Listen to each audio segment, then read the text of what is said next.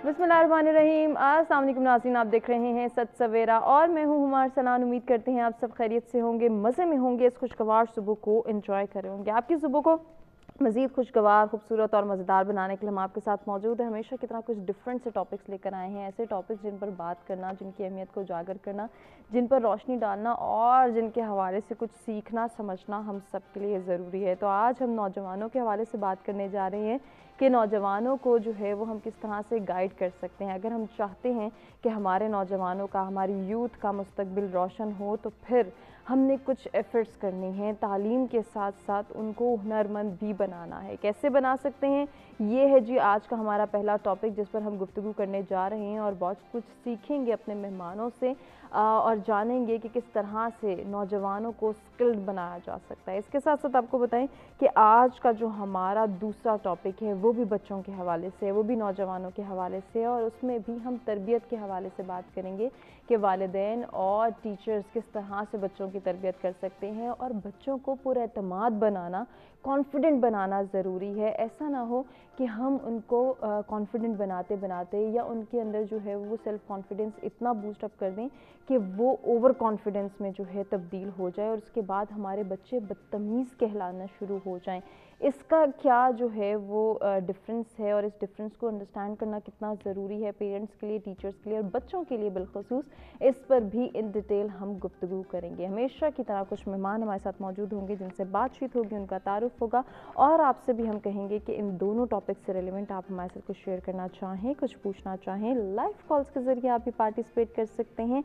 Overseas Pakistani जो ये programme देख रहे हैं पार्टिसिपेट करना चाहें तो अपना पॉइंट ऑफ व्यू हमारे साथ शेयर कर सकते हैं। नंबर्स आपकी स्क्रीन पर मौजूद हैं और मेहमान हमारे साथ मौजूद हैं जिनका तारुफ कराते हुए उनसे गुफ्तगू का आगाज़ करते हैं। लेकिन जी उससे पहले बात करेंगे मौसम की और देखेंगे कि आज का वेदर हमें क्या इंडिकेट कर रहा है।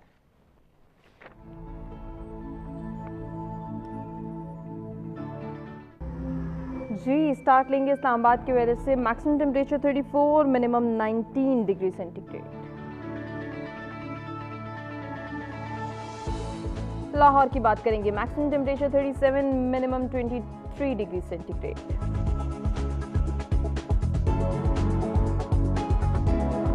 रुख करेंगे कराची का, maximum temperature 33, minimum 26 degree centigrade.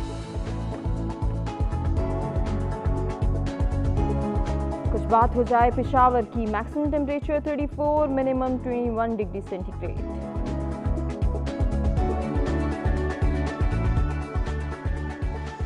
जी कोयटा का अहवाल आपको बताएं, maximum temperature 27, minimum 10 degree centigrade.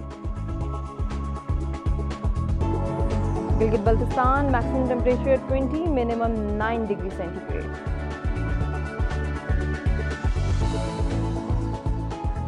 Last में बात करेंगे मुजफ्फराबाद की, maximum temperature 29, minimum 14 degree centigrade आज रिकॉर्ड किया गया है।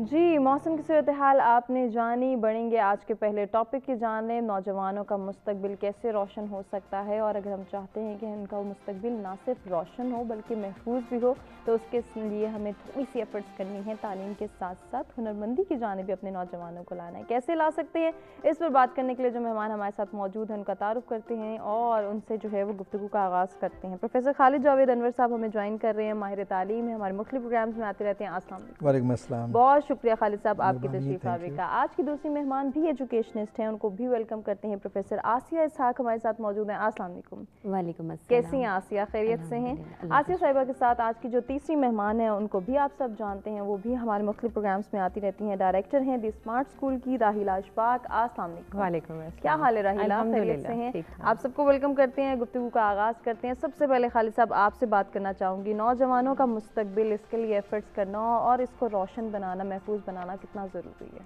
इसमें तो कोई शक नहीं है कि इंसान का मुस्तकबिल जितना अच्छा, सेफ, सिक्योर होगा उतना ही वो लाइफ में एंजॉय कर सकेगा। इकबाल इसमें फरमाते हैं कि आलम ईजाद में है जो साहिब ईजाद, तवाफ उसके गिर्द करता है ज़माना। क्या बात। अभी बकरा ईद गुजर के गई है, आपको पता कि एक ऐसा शख्स है जिसकी बड़ी अहमियत होती है उस वक्त कि वो कसाई है, बिल्कुल वो हुनर जानता है। जिस शख्स के पास हुनर है उसका तवाफ करती है ये दुनिया। यकीनन। अगर आप माइक्रोसॉफ्ट की बात करें, अगर आप कंप्यूटर की बात करें, अगर आप विंडो या ऑपरेटिंग सिस्टम की बात करें, सुबह शाम हो दिन रात हो हम उसके गिर्द घूमते हैं। सेल फोन में हो तो आप उसके बंदे के गिर्द घूमते हैं, उसके काम के गिर्द घूमते हैं। तो इसलिए स्किल का होना बहुत ज़रूरी है कि आपको अपनी रूटीन, मेरे घर में अगर मैं बताऊं आपको, कोई लाइट ख़राब हो, बच्चा कहता है जी मैकेनिक को बुलाओ, मामूली सा प्रॉब्लम है मैकेनिक को बुलाओ। तो अब छोटे मोटे जितने भी काम है उससे आपकी डिपेंडेंसी भी दूसरों पे बढ़ती है, आपका टाइम भी उसके ऊपर वेस्ट होता है। अगर कोई काम आप खुद से कर सकते हैं तो आपको वो आना चाहिए। बिल्कुल, ना सिर्फ टाइम बचेगा बल्कि इससे पैसों की भी बचत कर सकते हैं, जिसके हवाले से हम खास से कंसर्न दिखाई देते हैं। मजीद भी इन डिटेल गुफ्तगू करेंगे। आसिया साहिबा, आप क्या कहना चाहेंगी इस पर? देखिए जी, इकबाल ने कहा है खिरत को गुलामी से आज़ाद कर, जवानों को पीरों का उस्ताद कर। तो जवान तो हमेशा किसी भी सोसाइटी का एक, आप कह रहे हैं ना कि बेस कैंप होते हैं। तो अगर जवान की सिर्फ आप एकेडमिया की तरफ, तालीम की तरफ तवज्जो देंगे तो आपका माशरा कभी तरक्की नहीं कर सकता। आप देखिए श्रीलंका में इस वक्त जो लिटरेसी रेट है वो 98% है, लेकिन वहाँ की गुर्बत इस बात पर दलील है कि सिर्फ तालीम ही आपकी जो तरक्की है उसकी ज़ामिन नहीं हो सकती। तालीम के साथ हुनरमंदी बहुत ज़रूरी है, जिसकी मिसाल है हमारे सामने तरक्की याफ्ता ममालिक में फ़िनलैंड हो गया, हंगरी हो गया, एक मुल्क और था इसका नाम जापान हो गया, आपका चीन इस वक्त किस कदर तरक्की के मयार को छू रहा है। तो इसके लिए ज़रूरी ये है कि आपकी एकेडमिया के साथ हुनरमंदी की तालीम बहुत ज़रूरी। हमारे पाकिस्तान में इस वक्त 6% आपका जो फ़नी तालीम के मैदान में जो नौजवान हासिल कर रहा है वो टोटल 6% है। लिटरेसी रेट अगर ओवरऑल देखा जाए तो 33% में से 6% आपका फ़नी माहिरीन क्रिएट हो रहे हैं। तो जो आपका जो सी पैक लग रहा है उसके अंदर किस कदर मौके हैं, मगर आपके हाथ खाली हैं कि हमारे पास हुनरमंद नौजवान नहीं हैं कि जो वहाँ से फ़ायदा उठाएं। तो टेक्नीशियन भी उनका अपना है, इसलिए बहुत ज़रूरी है कि नौजवानों को बेहतरीन जो है गाइडेंस दी जाए और उनको तरबियत के साथ साथ जो है वो उनको निखारा जाए, संवारा जाए, उनका मुस्तकबिल भी जो है बेहतर बनाया जाए। राहिला, मुस्तकबिल के मेमार हैं, उनके लिए कितनी हमने जो है वो एफर्ट करनी है और इसमें तालीम पे बहुत फोकस है, चाहे वालिदैन की जानिब से बात की जाए या असातिज़ा कराम की जानिब से बात की जाए। थोड़ा तरबियत, थोड़ा स्किल्ड बनाना भी बहुत ज़रूरी है। पहले तो देखिए, एज बीइंग द एजुकेशनिस्ट, जब बच्चे हमारे पास आते हैं तो हमें तो पहले उनको ये समझाने की ज़रूरत है कि व्हाट इज़ स्किल। हम लोग कहते हैं कि जी एक इलेक्ट्रिशियन है या कारपेंटर है तो बस उसके पास हुनर है। अपार्ट फ्रॉम डैट काफ़ी ऐसे जो हैं वो कैटेगरीज हैं जिसमें आप बच्चे को जो है वो स्किल सिखा सकते हैं। और पहले तो हमें स्किल को समझने की ज़रूरत है। ये एक एबिलिटी है जिससे आप किसी भी काम को अच्छे तरीके से अंजाम दे सकते हैं। उर्दू में जिसे हम महारत कहेंगे, किसी भी काम में महारत हासिल करना। तो इसके लिए यही है कि पहले अगर हम बच्चों की बात करें तो हमें तो चाहिए कि उनको हम द वेरी स्टार्ट उनको किसी स्किल में महारत हासिल करवाएं। लेकिन पहले हमें बच्चे का फिर इंटरेस्ट देखना होगा। ऐसा नहीं है कि बच्चे का इंटरेस्ट कंप्यूटर्स की तरफ है और पेरेंट्स जो हैं उसको वो दूसरी तरफ जो है वो स्किल सिखाना चाह रहे हैं। सेम लाइक घर में मदर्स होती हैं तो वो बच्चियों को लेके आती हैं कुकिंग की तरफ, स्टिचिंग की तरफ, तो वो भी एक महारत है। आजकल तो घर में छोटे छोटे होम बिजनेसेस स्टार्ट हो गए हैं और वो एक लिहाज से जो है वो एक अच्छी लाइवलीहुड जो है वो भी अर्न कर सकते हैं। तो apart from studies, apart from education, skill की जो है एक्वायरमेंट वो बहुत ज़रूरी है। बिल्कुल बहुत ज़रूरी है। और ये ज़रूरत हम किस तरह से पूरा कर सकते हैं, अपने बच्चों को कैसे गाइड कर सकते हैं, टीचर्स की क्या जिम्मेदारी है, वालिदैन अपनी तरबियत को कैसे बेहतर बना सकते हैं ताकि अपने बच्चों का मुस्तकबिल जो है उसको सिक्योर कर सकें। हर पेरेंट्स की ये जो है वो एक ख्वाहिश होती है कि उनके बच्चों का फ्यूचर सिक्योर हो और उनके बच्चे अच्छा अर्न करें।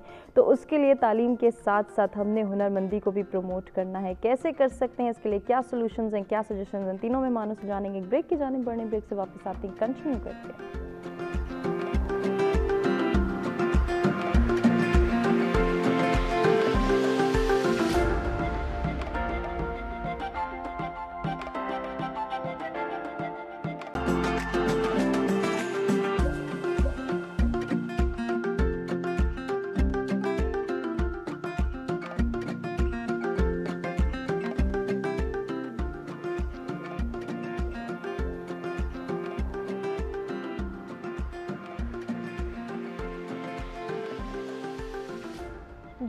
Welcome back. सच सवेरा में एक मरतबा फिर से आपको कहेंगे खुशामदीद। तालीम के साथ साथ हुनरमंद बनाना है अपने नौजवानों को, अपने बच्चों को, ताकि उनका मुस्तकबिल रोशन होने के साथ साथ महफूज भी हो सके। इसके लिए कितना ज़रूरी है कि तरबियत को निखारा जाए, तरबियत में वो तमाम तर क्वालिटीज़ इनकलकेट की जा सकें और बच्चों का एप्टीट्यूड देखा जा सके कि हमारा बच्चा किस तरफ जा रहा है। अगर हम उसको डिग्री होल्डर बना रहे हैं तो साथ साथ ऐसी कौन सी स्किल उसे सिखा सकते हैं, ऐसा कौन सा हुनर उसे सिखा सकते हैं जो आने वाले वक्त में उसके लिए काम आ सके। सवाल से आप हमारे से कुछ शेयर करना चाहें, कुछ पूछना चाहें, लाइव कॉल्स के जरिए आप भी पार्टिसिपेट कर सकते हैं। गुफ्तगू के सिलसिले को एक मरतबा फिर से वहीं से जोड़ते हैं जहाँ से रुका था खालिद साहब। अब आते हैं, जैसे कि राहिला ने कहा कि पहले ये बताना, ये समझाना और ये अंडरस्टैंडिंग डेवलप करना भी बहुत ज़रूरी है कि स्किल बेसिकली है क्या। तो ये स्किल बनाने के लिए ये जो सफ़र है ये कितना मुश्किल है, कितना आसान है? मुश्किल तो नहीं है, शुरू में आपको लगता ज़रूर है मुश्किल। कोई भी आप काम करें, आप कुकिंग का हो, स्टिचिंग का हो, ड्राइविंग का हो, कोई भी दुनिया का काम शुरू में आपको मुश्किल नज़र आएगा, यार ये क्या ब्लाज, ये क्या चीज़ है। But the moment you get into it आप समझ, ओह यार मसले कोई नहीं है। सही। अब जो अगली बात है कि अगर हम बात करें एजुकेशनल सिस्टम की, हमारे कंट्रीज़ में, ये बहुत सारे और ऐसे डेवलपिंग कंट्रीज़ में है, मेजॉरिटी ऑफ द टाइम जो बच्चे की एजुकेशन के ऊपर हम फोकस करते हैं ना, वो दो तरह से हो सकता है। एक है उसका नॉलेज एविडेंस। आपने बैचलर में 35 सब्जेक्ट्स पढ़े, एग्ज़ाम आया आपका, उसके बाद आपने उसको लिखा, जो आपने मेमोरी में था और जो रोट लर्निंग थी वो आपने पेपर पे डाल दिया। अभी मैट्रिक बच्चों ने किया, इंटरमीडिएट किया, वाह वाह बल्ले बल्ले जय जयकार हो गई, 90% मार्क्स हैं। ये नॉलेज एविडेंस है। हम बच्चों में वो नॉलेज इनकलकेट कर रहे हैं, वो परफॉर्मेंस नहीं।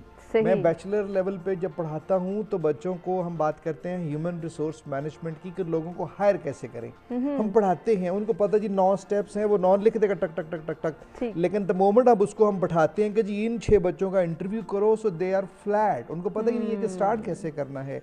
अब ये वाला जो काम है ना, ये स्किल है, ये आपका वो हुनर जिसकी हम बात करते हैं, ये वोकेशनल, उसके प्रोफेशन से, ऑक्यूपेशन से रिलेटेड है।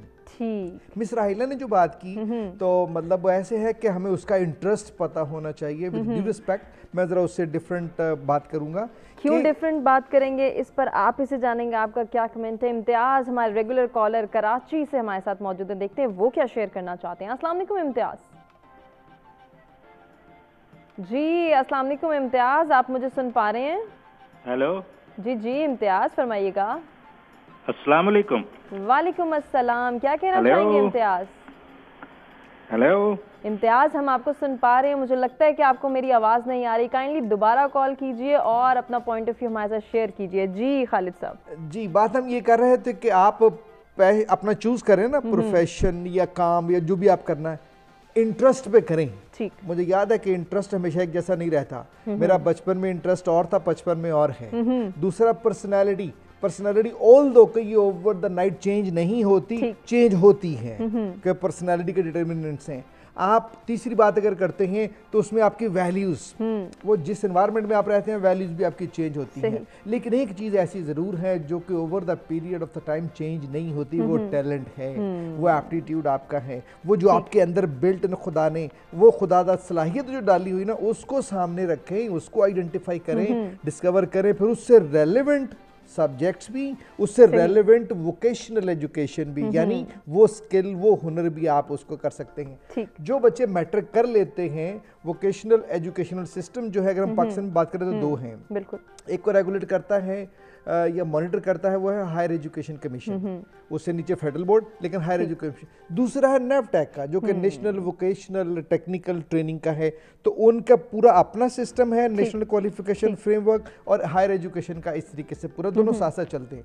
वो स्टार्ट करते हैं सर्ट लेवल से, हम इधर से स्टार्ट करते हैं प्राइमरी, मिडिल और मैट्रिक, फिर इंटरमीडिएट। वहां पे है सर्टिफिकेट 1 2 3 4, फिर उसके बाद डिप्लोमा है, फिर एडवांस डिप्लोमा है, और इधर हम फिर उसको बात करते हैं कि ये ईयर 12 है या ईयर या मैट्रिक तक है, उसके बाद वो करते हैं। वो सारे कोर्सेज अगर देखें तो मैट्रिक के बाद अगर आपको मैं बताऊं, आप हैरान होंगे कि 205 डिफरेंट वोकेशनल ट्रेनिंग कोर्सेज हैं। अच्छा। जो बच्चे कर सकते हैं। उसमें क्या फैशन, क्या ब्यूटी, क्या डिजाइनिंग, क्या इलेक्ट्रिकल, क्या मैकेनिकल, क्या सिविल, वो सारे कोर्सेज हैं जिसमें वो कर सकते हैं, लेकिन करते नहीं हैं। अब इसके पीछे क्या रीज़न है, थोड़ी सी आसिया से बात कर लेते हैं। आसिया, क्यों नहीं करते, क्यों हमारा इंटरेस्ट डेवलप नहीं होता, या हमारे पेरेंट्स हमें गाइड नहीं करते, टीचर्स नहीं बताते कि हुनरमंदी की तरफ आएँ, तालीम तो हासिल करें, थोड़ा सा टाइम पीरियड मिला है इसमें कुछ सीख लें।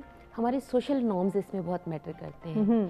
सर ने जैसे अभी कहा कि पैरेलल सिस्टम चल रहे हैं और बहुत सारे कोर्सेज़ हैं, तो आप मुझे ये बताएं कि हुकूमत की सतह पे उन पैरेलल कोर्सेज़ को क्या वैल्यू दी जाती है? जब अब कहीं पे भी किसी भी जगह पे इस वक्त तरक्की का जो एक मयार रखा गया है, वो दुनिया के अंदर आप देख लें कि वो सनती तरक्की है। सनती तरक्की के अंदर सिर्फ वहाँ पर पढ़े लिखे लोग नहीं हैं, मशीन का ऑपरेटर कौन है, जो पावर लूम्स की अगर बात करें तो जो कपड़ा बनकर निकलता है उसको हैंडल करने वाला कौन है, वहाँ मजदूर कौन है, ये सारे टेक्नीशियन हैं। अगर यहाँ पर इस वक्त हम ये शो कर रहे हैं, इसमें पढ़े लिखे सारे पढ़े लिखे होंगे, लेकिन टेक्नीशियंस कितने हैं? टेक्नीशियन के बगैर आपका शो भी ऑन एयर नहीं जा सकता। टेक्नीशियन के बगैर हम जो कपड़ा पहनकर यहाँ पर बैठे हैं या जो महारत है उसके बगैर वो भी हमें यहाँ पर हम नहीं उसके बगैर कर सकते। तो कहने का मकसद ये है कि महारत को जब आप सर्टिफाइड तालीम के बराबर रिस्पेक्ट नहीं देंगे नेशनल लेवल पर, गवर्नमेंट की सतह पर, उस वक्त तक आपका पेरेंट भी आमादा नहीं होगा कि वो क्यों अपने बच्चे को ऐसी खाई में धक्का देगा कि आप इस अगर डिप्लोमा है मेरे पास, मतलब मेरे पास अभी जो मेरी एजुकेशनल डिग्रीज हैं, मेरे डिग्रीज के मुकाबले में 18 साल की है, 20 साल की है, जो भी हैं, उसके मुकाबले में मेरी एक जानने वाली है, उनके पास डिप्लोमाज हैं, तो उनको नहीं मैटर किया जाता कि वो डिप्लोमा है तो वो भी एक रिस्पेक्टेबल डिग्री है उनके पास। अच्छा नहीं, तुम्हारे पास तो डिप्लोमा है नहीं। ये एक सोशल एटीट्यूड है और ये इस वजह से है कि गवर्नमेंट लेवल के ऊपर रिकग्नाइज्ड नहीं है। आप इसको भी इतनी इज्जत दें। मैं स्ट्रांगली रिकमेंड करूंगी कि ज़राअत के मैदान में अपने बच्चों को लेकर आएं। अब प्लीज़, ये हमारी सिर्फ नॉर्म्स नहीं है, ये हमारी तरक्की। दुनिया का सबसे पहला मॉडर्न इंसान कैसान था जिसने आपको तहजीब का रास्ता दिया। बिल्कुल ऐसे ही। अच्छा, कंटिन्यू करते हैं। इम्तियाज साहब एक मरतबा फिर से हमारे साथ लाइन पर मौजूद हैं। अस्सलाम वालेकुम इम्तियाज साहब। वालेकुम सलाम मैडम, बहुत ही जामे और बहुत ही अच्छा टॉपिक पे आप लोग गुफ्तगू कर रहे हैं। बात मैं इसमें ऐड करना चाहूँगा कुछ कि बखुदा मैं पूरे पाकिस्तान से, मेरी जहाँ तक आवाज़ जा रही है, सबसे दरख्वास्त करूँगा तमाम पेरेंट्स से, चाहे आपका बच्चा पढ़ने में कितना ही जीनियस क्यों ना हो, आप उसको 1-2 साल का टेक्निकल किसी भी फैकल्टी में डालें, इसलिए कि आने वाले वक्त में सिर्फ एजुकेशन हासिल किए हुए की वैल्यू 50% रह जाएगी अगर वो किसी काम में, स्किल में उसने टेक्निकल ना किया हो। तो अगर मुस्तकबिल आप बच्चों का चाहते हैं, और ये मेरा एक्सपीरियंस है, मेरी भी एक उम्र हो गई मैडम, मैंने ये देखा कि MBA और BBA सब अपनी जगह फर्स्ट क्लास, मगर टेक्निकल एजुकेशन बच्चों को ना दिलाना बहुत बड़ी उनके साथ ज्यादती होगी जो रोजगार के मसले चले। और साथ साथ अखलाकियात का भी एक चैप्टर हर स्कूल, कॉलेज, यूनिवर्सिटीज में होना चाहिए। सिर्फ पढ़ लेना ही कमाल की बात नहीं है, उसके बाद आपसे खुशबू आनी चाहिए, लोग दूर से देख के पहचाने, हाँ भाई ये तालीम याफ्ता है, तो इसकी जरूरत है। ये भी एक बहुत बड़ी स्किल है। बहुत शुक्रिया इम्तियाज साहब, आपने इतनी पॉजिटिविटी के साथ पार्टिसिपेट किया, इतने अच्छे सजेशन दिए। आज से आप अपनी बात ही मुकम्मल कीजिए। जी, मैं तो मैं ये कह रही थी कि महारत भी इतनी ही ज़रूरी है और जो ये टेक्निकल एजुकेशन की डिग्री है इसकी वैल्यू भी इतनी ही ज़रूरी है। अगर महारत के बगैर तालीम है या तालीम के बगैर महारत है तो दोनों ही अधूरे हैं। बिल्कुल, और इसको हुकूमती सतह पर एक रिकग्नाइजेशन मिलनी चाहिए, मेरी ये रिक्वेस्ट। बिल्कुल मिलनी चाहिए। अब इसके हवाले से राहिला हम बात करते हैं तो थोड़ा सा हम पिछले वक्तों में जाते हैं। आज से 10 साल कबल, 15 साल कबल देखा जाए तो बच्चा या बच्ची दोनों ने अगर मैट्रिक किया है तो पेरेंट्स उसको पहले से ही तैयार करते थे कि तुम्हें कोई ना कोई डिप्लोमा सिखाएंगे, ब्यूटिशनिंग का कोर्स होगा, प्लम्बरिंग का कोर्स होगा, टेक्नीशियन बना देंगे, या कोई ना कोई ऐसी स्किल हमारे जो है वो फोकस होता था। सिलाई सिखा देंगे लड़कियों को, अगर लड़कियों के हवाले से बात की जाए, कुकिंग सिखाएंगे। अब ये ट्रेंड नहीं है, अब तो हम प्री इंटर क्लासेस पर ज़्यादा फोकस करते हैं, अब हमने ये ट्रेंड क्यों चेंज किया? बेशक आप देखें कि जैसे आपने कहा पिछले ज़माने में जब आफ्टर मैट्रिक जो 3 मंथ्स होते थे, आफ्टर इंटरमीडिएट टिल यूनिवर्सिटी में एडमिशन लेने तक का टाइम होता था, तो पेरेंट्स जो है वो बच्चे को कहते थे कि कोई ना कोई ऐसे स्किल जो है वो लर्न करो। अब क्या है, टू बी वेरी फ्रैंक, या तो हम वो प्री इंटरमीडिएट हो गया या प्री यूनिवर्सिटी के हम वो सब्जेक्ट्स बच्चे को तैयारी करवा देते हैं, या बच्चा जो है वो होम बाउंड रह जाता है सिर्फ इंटरनेट तक। ठीक हो गया, वो टैब्स, वो लैपटॉप्स वो यूज़ कर रहा है और वो किसी स्किल लर्निंग की तरफ नहीं जा रहा। बिल्कुल। With the advancement of time, with the advancement of technology, ये पेरेंट्स का माइंडसेट हो गया है कि जी बच्चा जो है वो बस टाइम जो है उसके जो 3 मंथ्स हैं या जो भी उसका टाइम है वो घर पे बैठ के वो कर रहा है, एटलीस्ट वो हमारी नज़र के सामने तो है। सही। बट दे डोंट नो कि वो बच्चे का जो बहुत ही प्रेशियस टाइम है, they are wasting that time. अब यहाँ पे जहाँ तक बात है स्किल की, मदर्स हैं तो वो तो बच्चियों को घर में भी काफ़ी स्किल सिखा सकती हैं। बॉयज़ हैं तो उनको चेक एंड बैलेंस के साथ आप यकीनन कोई स्किल सिखाएं। ऐसा ना हो कि पेरेंट्स जो हैं वो उसको स्किल सीखने के लिए भेज रहे हैं और बच्चा जो है वो कहीं और जा रहा है। सही। To be very frank, when I drive towards my school in the morning, तो मैं मार्केट के पास से गुजरती हूँ, बहुत यंगस्टर बच्चे होते हैं, teenager, and they are smoking. तो the parents don't know, even अभी तो ड्यू टू कोविड-19 जब सारी इंस्टीट्यूशंस क्लोज थी तो बहुत ही यंग टीन एज बच्चे जो हैं वो वहाँ पे खड़े होते थे। वाई? बिकॉज पेरेंट्स का चेक एंड बैलेंस नहीं है। मे बी पेरेंट्स जो है उनको कोई स्किल सीखने के लिए ही भेज रहे हों, but apart from that they must be knowing कि where their child is going. अब जहाँ तक बात आ जाती है स्किल्स की, as being the educationist and as I deal with the younger students, तो स्किल्स की 2 टाइप्स होती हैं, soft skill and hard skill. Hard skill आ जाती है जो आप जो लेटर एज में बच्चे को सिखाते हैं, लाइक कोई भी आप टेक्नीशियन अगर आप कोर्स कर रहे हैं, कोई भी मोबाइल रिपेयरिंग कोर्स करें, anything like that. Soft skill में आ जाता है जो आप बहुत ही अर्ली एज के बच्चों को सिखाते हैं, like time management, problem solving, how to control your anger. तो ये सारी चीज़ें जो हैं ये स्किल्स में आ जाती हैं। बिल्कुल, ये सिखाना वालिदैन और टीचर्स की जिम्मेदारी है। इस पर मजीद भी गुफ्तगू के सिलसिले को आगे बढ़ाएंगे। याहिया ने हमें ज्वाइन किया कराची से, देखते हैं क्या शेयर करना चाहेंगे। अस्सलाम वालेकुम। वालेकुम, कैसी हैं आप? अल्हम्दुलिल्लाह। तमाम मौजूद मेहमानों को सलाम हो। यकीनन हम उनसे जरूर सीखते हैं जो भी एक्सपर्ट्स होते हैं। देखिए, मेरा कहना है कि हमारे मुल्क के अंदर जो है ना टेक्निकल एजुकेशन की कोई वैल्यू ही नहीं है। ना हमारे पास सर्टिफाइड इलेक्ट्रिशियन है, सर्टिफाइड ऑटोमोबाइल इंजीनियर है, ना सर्टिफाइड हमारे पास प्लम्बर्स हैं।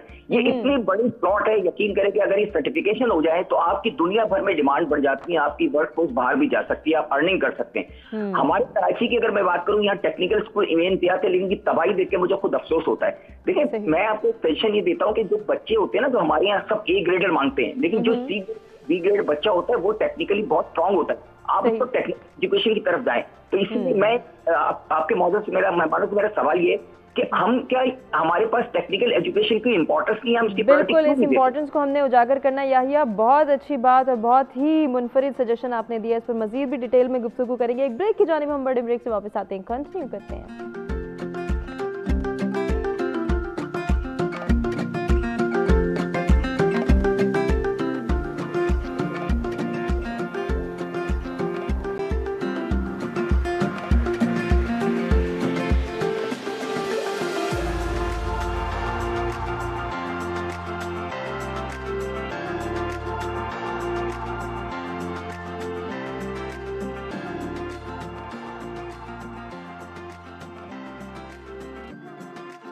जी वेलकम बैक। एक मरतबा फिर से सत सवेरा में आपको कहेंगे खुश आमदीद। महफूज मुस्तकबिल के लिए ज़रूरी है कि तालीम के साथ साथ हुनरमंदी को प्रमोट किया जाए, और ये किस तरह से हो सकता है, इसमें तरबियत का क्या किरदार है, टीचर्स और पेरेंट्स मिल के ये किरदार कैसे अदा कर सकते हैं, इस पर हम ब्रेक के जाने से पहले जो है वो गुफ्तगू कर रहे थे।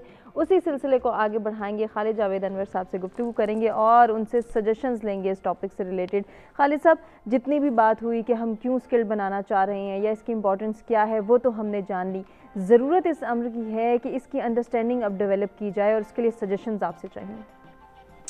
मैंने जो शुरू में बात की अपने पिछले सेगमेंट के अंदर, बच्चे को जो हमारा एजुकेशनल सिस्टम है, चाहे वो वोकेशनल है या दूसरा है, तो हमें बेसिक फोकस वो करना चाहिए उसके परफॉर्मेंस एविडेंस के ऊपर। आप मुझे एक बुक दे दें और कहें कि जी इसके अंदर लिखा है कि आप जहाज़ कैसे चला सकते हैं, लेकिन वो मैं पढ़ लूँ, याद कर लूँ, उसमें मैं 99% मार्क्स ले लूँ, जहाज़ में फिर भी नहीं चला सकता। ऐसे ही है। मैं ऐसे ही गाड़ी भी नहीं चला सकता, इवन के बाइक भी नहीं चला सकता जब तक मुझे वो टेक्निकली कोई बताने वाला ना हो।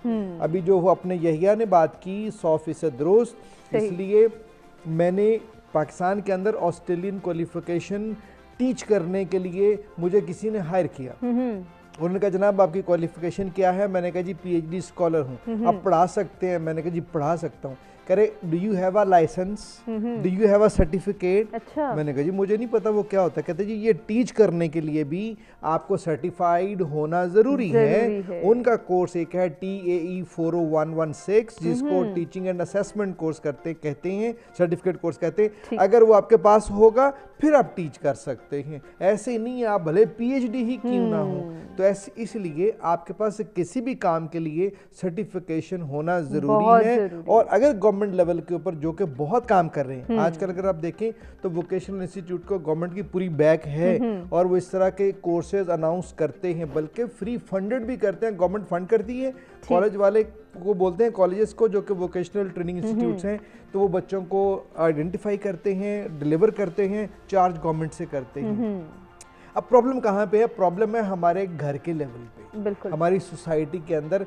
और दूसरा गवर्नमेंट का तो है कि इस बात को ये यकीनी बनाएं कि आप ये जॉब नहीं कर सकते जब तक सर्टिफाइड ना हो। आप ये वाला जॉब नहीं, आप प्लम्बर, आप टेक्नीशियन, आप मैकेनिक, आप कैमरामैन, वीडियोग्राफिंग, एडिटिंग ये नहीं कर सकते जब तक आप सर्टिफाइड ना हो। तो पाकिस्तान के अंदर 5 काउंसिल्स हैं जिसको हम स्किल डेवलपमेंट काउंसिल्स बोलते हैं, वो सर्टिफाई करते हैं। उनसे जो कोर्सेज होते हैं वो फिर आपके UAE की मार्केट के अंदर दूसरे कंट्रीज में भी एक्सेप्टेबल हैं, जिसपे लिखा जाता है कि ये, क्योंकि उनके अपने एक स्पेसिफाइड कोर्सेज हैं। अब 3 तरह के हमारे पास ट्रेनिंग कोर्सेज होते हैं। क्या तो फॉर्मल होगा जिसका प्रॉपर करिकुलम भी होगा, उसकी असेसमेंट भी होगी। दूसरा आपका नॉन फॉर्मल होगा। तीसरा आपका इनफॉर्मल होगा। फॉर एग्जांपल कि अगर आदमी कोई स्विमिंग एक्सपर्ट या स्विमिंग कोच बनना चाहे तो वो मतलब आपने नॉन फॉर्मल ट्रेनिंग जा सकता है, कर सकता है। जो मिस राहिला ने बताए हैं कि जी आप वो वाले कोर्सेज, वो वाले अपने टेक्निकल स्किल्स दें तो जो कि आपके इनफॉर्मल हो सकते हैं। कॉर्पोरेट ट्रेनिंग जितनी भी है, सॉफ्ट स्किल्स जितने भी हैं। तो आखिरी बात करता चलूँ कि 2020 में जो सॉफ्ट स्किल के 5 मोस्ट इन डिमांड आपके पास होने चाहिए, उसमें क्रिएटिविटी। आप कितना क्रिएटिव हैं, कितना अडॉप्टेबल है। बिल्कुल। अब ये कोविड-19 आया, कई लोग फंस गए, मैं भी फंस गया उसमें। ऐसे ही है, मेरे पास स्किल नहीं था, मुझे नहीं पता कंप्यूटर चलाना कैसे है, MS ऑफिस चलाना कैसे है, वीडियो को एडिट करना कैसे है, जूम पे, माइक्रोसॉफ्ट टीम पे, गूगल मीट पे आना कैसे, मुझे नहीं पता था। अब एहसास हुआ कि यार वाकई टेक्निकल स्किल्स की जरूरत है और इस जरूरत को हमने हर हाल में पूरा करना है। राना सरफराज हमारे साथ टेलीफोन लाइन पे मौजूद हैं। अस्सलाम वालेकुम। वालेकुम अस्सलाम जी। सरफराज साहब काइंडली आप अपनी जगह चेंज करके बात करें, हम आपको सुन नहीं पा रहे। जी फरमाइएगा। अस्सलाम वालेकुम। वालेकुम अस्सलाम। जी सरफराज साहब। जी वो मैं ये अपने बच्चे के बारे में पूछना चाह रहा हूँ कि बच्चे ने माशाल्लाह 1038 नंबर मार्क्स लिए हैं। अब उसके फ्यूचर के बारे में पूछना चाह रहा हूँ कि FSC प्री इंजीनियरिंग या कंप्यूटर इंजीनियरिंग में जाए, ताकि बच्चे को डिसाइड नहीं हो रहा कि बच्चे के आगे जॉब अपॉर्चुनिटीज किस में ज्यादा होंगी। ठीक है सरफराज साहब, ज़रूर हम अपने तीनों मेहमानों से जो है वो रिक्वेस्ट करेंगे कि आपको एक अच्छा सजेशन दें। खालिद साहब आपसे मैं स्टार्ट लेना चाहूँगी, आप सरफराज साहब के बच्चे के लिए क्या सजेशंस देंगे? मैं इनके बच्चे को सजेशन ये दूंगा कि ये अपने बच्चे के साथ थोड़ा सा टाइम गुजारें। अगर इनके लिए मुश्किल है तो फिर जिस स्कूल में बच्चा पढ़ता है वहाँ पे उसके जो करियर काउंसलर या कोई टीचर, उनके साथ थोड़ा सा टाइम गुजारें। या फिर हम अगर ये दोनों नहीं उनके लिए पॉसिबल तो फिर वो हमें किसी तरह से आपके रेफरेंस से बात कर सकते हैं कि अपने बच्चे का वो टैलेंट पहले देख लें क्या है, कि बच्चा टैलेंट में क्या वो नंबरों में ज़्यादा है, चीज़ों में ज़्यादा है, डिस्कशन में ज़्यादा है, या फिर वो अपना डिफरेंट आइडियाज़ के अंदर है। तो ये 4 मेन उसके आए हो सकते हैं, इसके अंदर से वो डिसाइड कर ले। जहां तक अगली बात उन्होंने पूछी है भी कि जॉब किस में ज़्यादा है, वो ये है कि आप वो कोई भी काम जो अपने टैलेंट के मुताबिक कर ले, जितना वो कमाएगा वो उतना कोई और भी नहीं कमा सकेगा। लेकिन अगर उसका टैलेंट कोई और हुआ, काम उसका कोई और हुआ, तो वो दिल लगा के वो कर भी नहीं सकेगा। आप अपने बच्चे पे जबरदस्ती ना करना, उसके ऊपर अपना इम्पोज ना करना, मुसल्लत ना करना कि बेटा अपने इंजीनियर ही बनना है या डॉक्टर ही बनना है। ऐसे बेशुमार लोग मैंने देखे हैं जिनका टैलेंट के मुताबिक जो जॉब है, alibaba.com क्या उसकी जॉब, क्या उसका है, लेकिन उसने वो काम एंटरप्रेन्योरशिप बिजनेस की तरफ वो आया, उसने काम करके रख दिया, और जितने वो कमाता है आपको ही पता है। बिल्कुल, हम सबको पता है। तो आसिया, आपके पास क्या सजेशंस हैं? सरफराज साहब को क्या गाइड करना चाहेंगे आप? देखिए, मैंने बच्चा देखा नहीं है, मैं बच्चे की शख्सियत से वाकिफ़ नहीं हूँ, तो मैं तो इस मामले में उनको कोई एडवाइस नहीं करूँगी, क्योंकि सबसे बड़े जो देखिए क्रिटिक होना बुरी बात नहीं है, नाक़िद होना बुरी बात नहीं है, लेकिन बच्चा इस वक्त जो है हम कह सकते हैं कि इंटेलिजेंट है, माशाल्लाह इतने अच्छे उसने नंबर्स लिए हैं, तो पेरेंट्स का कंसर्न होना भी तो बिल्कुल डेफिनेटली कंसर्न हो, लेकिन आप मुझसे पूछने के बजाय ज़्यादा बेहतर है कि आप बच्चे के करीब हैं, आपके जो बच्चे के टीचर्स हैं वो बच्चे के ज़्यादा करीब हैं, छोटे बहन भाई, बड़े बहन भाई, आपको नज़र आ जाता है कि आपका बच्चा, मसलन अगर आपका बच्चा बर्थडेज को सेलिब्रेट करने में घर को ज़्यादा सजा रहा है, तो इसका मतलब है कि इसका इंटरेस्ट वो है। या अगर आपका बच्चा कुछ लकड़ी लेके ठोक रहा है और कोई कीले शीले लेके, तो आपके बच्चे का इंटरेस्ट उधर को है, और इसमें कोई बुरी बात नहीं है कि आप जो रेगुलर एजुकेशन है आप उसके ऊपर भी जाएं, मगर आप साथ साथ कोई टेक्निकल एजुकेशन के भी इंतजाम करें। मैं यहाँ पे एक पॉइंट ऐड करना चाहूँगी कि मैं जब से शो शुरू है मैं कह रही हूँ कि फ़नी तालीम की अहमियत नहीं है, फ़नी तालीम को वो मकाम नहीं मिला, तो इसके पीछे एक पूरी तारीख है। अगर आपने कभी बचपन में पढ़ा, आपको याद हो, हम कहते थे कि छोटी सी डिबिया में रेशम की साड़ी आ जाती थी, हिंदुस्तान का सिल्क इतना खूबसूरत था, लेकिन फिर इनको अहले हरफा कहते हैं अच्छी ज़बान में। अभी भी सर मुझे कह रहे थे आप बहुत मुश्किल अल्फाज इस्तेमाल करती हैं, अहले हरफा कहते हैं इनको, सनत और हरफत से है। बिल्कुल, तो इनको एक सोची समझी स्कीम के तहत और बाकायदा मंसूबा बंदी के तहत हिंदुस्तान की सनत को बंद किया गया। ये एक आलमी मंडी के एक सोच थी जिसने, मैं अगर अल्फाज इस्तेमाल करने की इजाज़त है तो साम्राज्य सोच थी कि जिसने आपकी हिंदुस्तान की जो सनत और हरफत थी उसको बिठा दिया। तरखान, ये तरखान है, ओहो ये जुलाहा है, आज क्या उनके यहाँ पर कि ये ड्रेस डिज़ाइनर है, ये फर्नीचर डिज़ाइनर है, ये फलां है।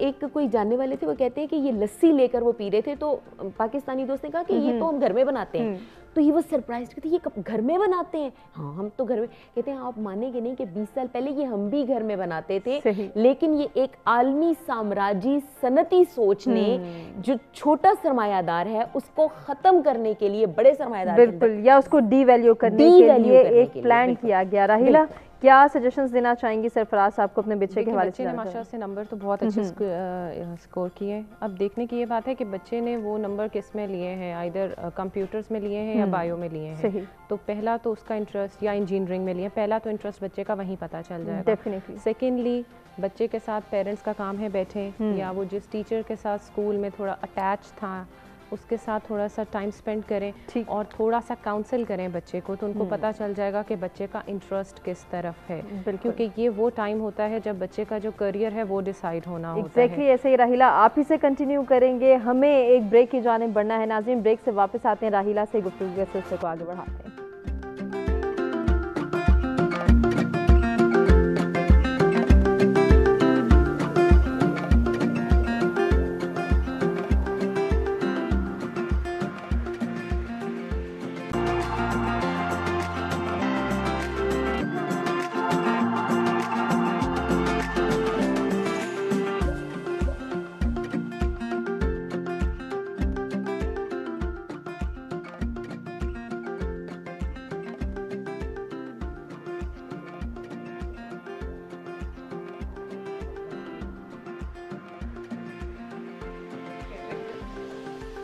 जी वेलकम बैक। सत सवेरा में आपको कहेंगे खुशामदीद। आज के दो टॉपिक्स जिन पर गुफ्तगू का सिलसिला जारी है, जिसमें सबसे पहले नौजवानों के हवाले से बात हो रही है कि उनके मुस्तकबिल को हम किस तरह से रोशन बना सकते हैं, महफूज कर सकते हैं, अगर उन्हें तालीम के साथ साथ हुनरमंदी की जानिब भी लाएं, उनको कोई ना कोई हुनर सिखाएं, उनको स्किल्ड बनाएं। कैसे बना सकते हैं इसके ऊपर सॉल्यूशंस और सजेशंस पे बात हुई थी ब्रेक पे जाने से कभी। हमारे साथ स्टूडियोज़ में जो मेहमान मौजूद हैं उनमें प्रोफेसर डॉक्टर खालिद जावेद अनवर साहब हैं, प्रोफेसर आसिया इसहाक हैं और राहीला अशफाक है, जिनसे हम जो है इन टॉपिक से रिलेवेंट गुफ्तगू कर रहे हैं। ब्रेक पे जाने से कबल राहीला से बात हो रही थी और उनसे हम सजेशंस ले रहे थे। राना सरफराज साहब हमारे साथ टेलीफोन लाइन पर मौजूद थे। उन्होंने अपने बच्चे के हवाले से पूछा था। ऐसे बहुत से वालिदैन जिनके बच्चों ने अभी रिसेंटली मैट्रिक किया है, वो कंसर्न हैं कि हम बच्चों को कैसे गाइड करें, उनको उनके प्रोफेशन के मुताबिक से जो है वो किस तरह से तालीम दी जा सकती है, तरबियत दी जा सकती है, गाइडलाइन प्रोवाइड की जा सकती है, काउंसलिंग दी जा सकती है। तो राहीला से जानेंगे कि उनके पास ऐसे तमाम वालिदैन के लिए क्या सॉल्यूशंस हैं, क्या सजेशंस हैं। जी राहीला, कंटिन्यू कीजिए। जी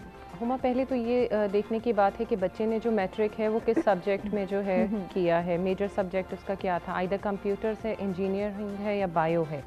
आफ्टर दैट अगर बच्चे का फिर भी जो है कंफ्यूजन चल रही है कि मुझे आगे कौन से जो है वो सब्जेक्ट को लेके आगे चलना चाहिए, तो पेरेंट्स को चाहिए कि बच्चे के साथ ज़रा टाइम स्पेंड करें, काउंसिल करें।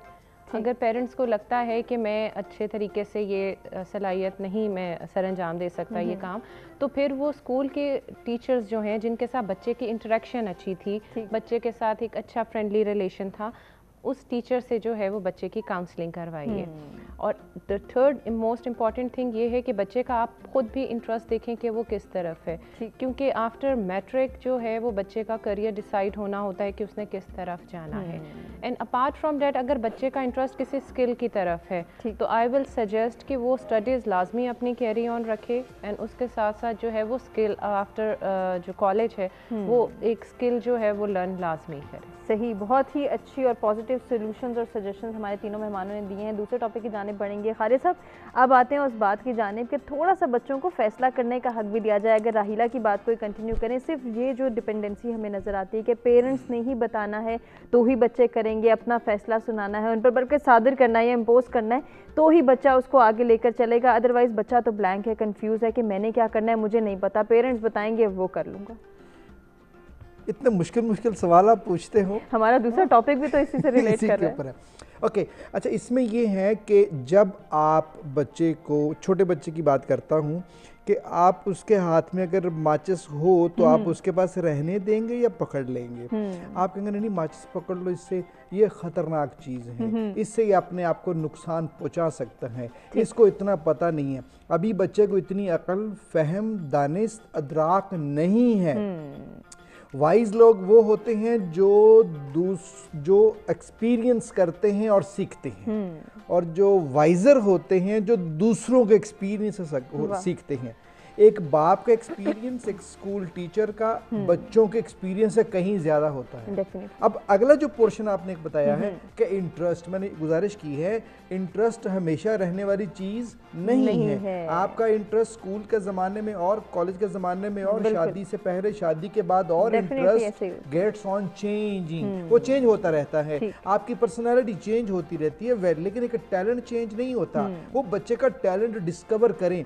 मैं घर बनाना है, मैं लाखों रुपया खर्च करता हूँ लोगों से पूछने के लिए, किसी मुकदमे में गॉड फॉरबिड फंस जाऊं तो वकीलों के पास जाता हूँ। मैंने पूरी जिंदगी का फैसला करना है अपने बच्चे के लिए, मैं कोई तगदोई नहीं करता, किसी एक्सपर्ट को मिलता ही नहीं हूँ, कहीं मैं जाता ही नहीं हूँ। फोन कॉल करके या ऐसे किसी यार दोस्त को फोन कर लिया, बताओ मैं क्या करूँ। ओ भाई, इसके लिए भी फिक्रमंद हो कि बच्चे की पूरी जिंदगी, पूरी उसकी फैमिली, उसका फ्यूचर का इन्हसार इसी पे है कि अभी वो वक्त पे राइट डिसीजन ले ले कि इसका टैलेंट क्या है और उससे रेलेवेंट सब्जेक्ट्स कौन से हैं और फिर को किस तरीके से उसने आगे कौन से प्रोफेशन में जाना है। तो ये इसलिए ज़रूरी है कि बच्चे पे इम्पोज ना करें कि जी आपने डॉक्टर इंजीनियर ये बनना है।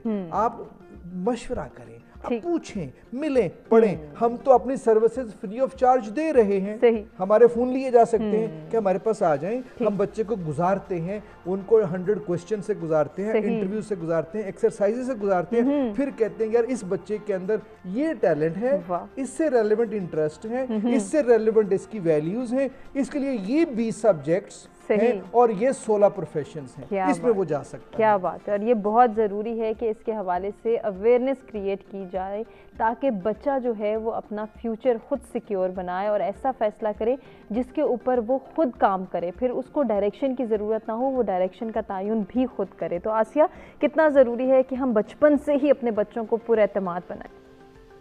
पुरएतमाद होना तो किसी भी शख्सियत की एक उसको 4 चांद लगाने के बराबर है ना, कि अगर आपकी शख्सियत में इल्म भी है, फ़न भी है और उसके साथ एतमाद भी है, तो फिर तो उस शख्सियत का तो मुकाबला ही कोई नहीं है, वो तो खुद ही ब्राइटर होके सामने आ जाता है सोसाइटी में।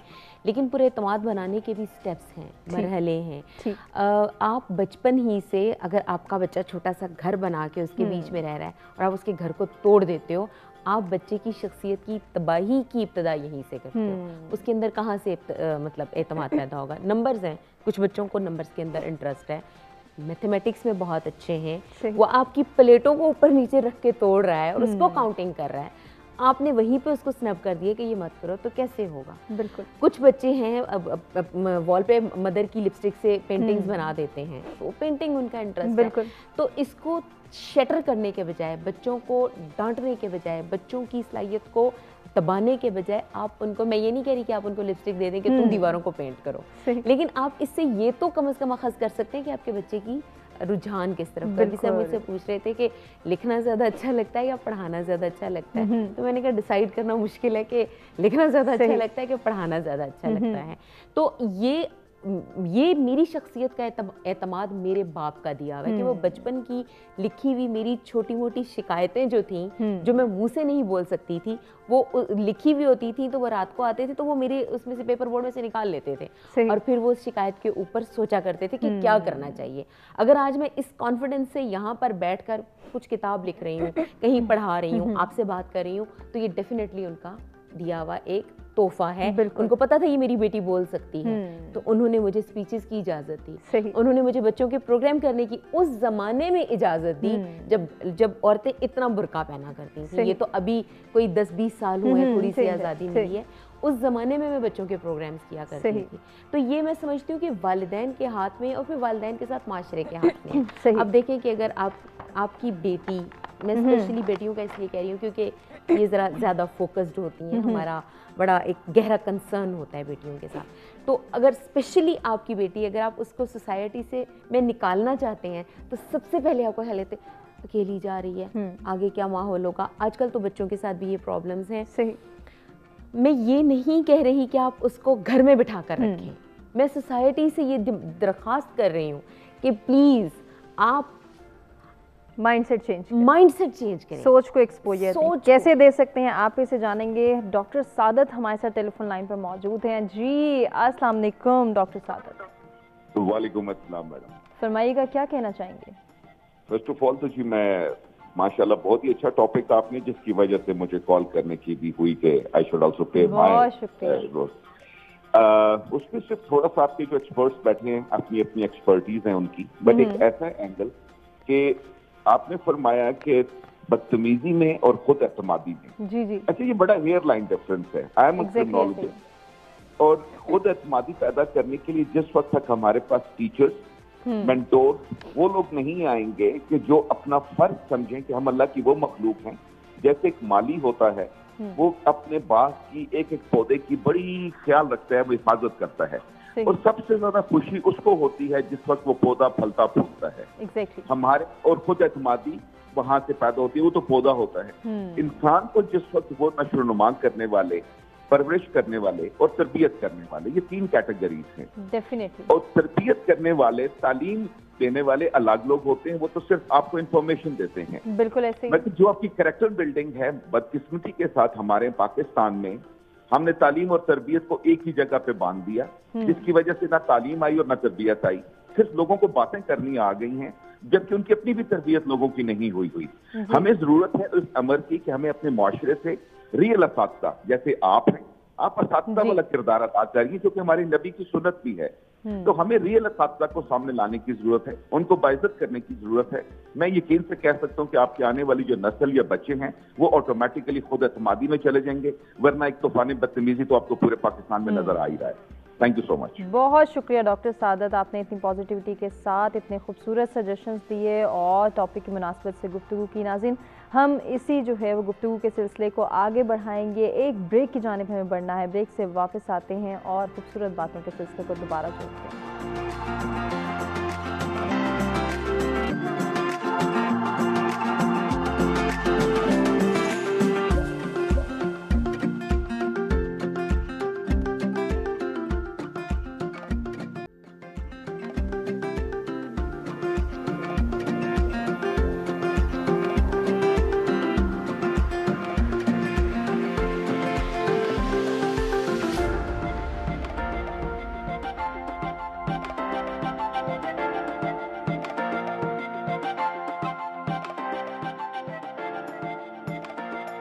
जी वेलकम बैक। सच सवेरा में आपको कहेंगे खुशामदीद। बच्चों की तरबियत के हवाले से बात हो रही है कि बच्चों को पुरएतमाद बनाना ज़रूरी है, लेकिन इस बात का भी ख़ास ख्याल रखना है कि हम बच्चों को कॉन्फिडेंट बनाएं, उनके अंदर जो है वो कॉन्फिडेंस लेवल को बूस्ट अप करें, पुरएतमाद बनाएं, ना कि बच्चों को जो है वो बदतमीज़ बना दें। अब इसके अंदर क्या थिन लाइन डिफरेंस है और इस डिफरेंस को अंडरस्टैंड करना पेरेंट्स और टीचर्स के और बच्चों के लिए कितना ज़रूरी है, ये हम जानेंगे राहिला से। राहिला, जिस तरह के कॉलर ने भी बात की और हम सब ये भी जानते हैं कि वाकई इसमें बहुत जो है एक थिन लाइन डिफरेंस हमें फील होता है कि बच्चा पुरएतमाद है, बोल्ड है, बच्चा कॉन्फिडेंट है, या फिर हमारा बच्चा बदतमीज़ी कर रहा है।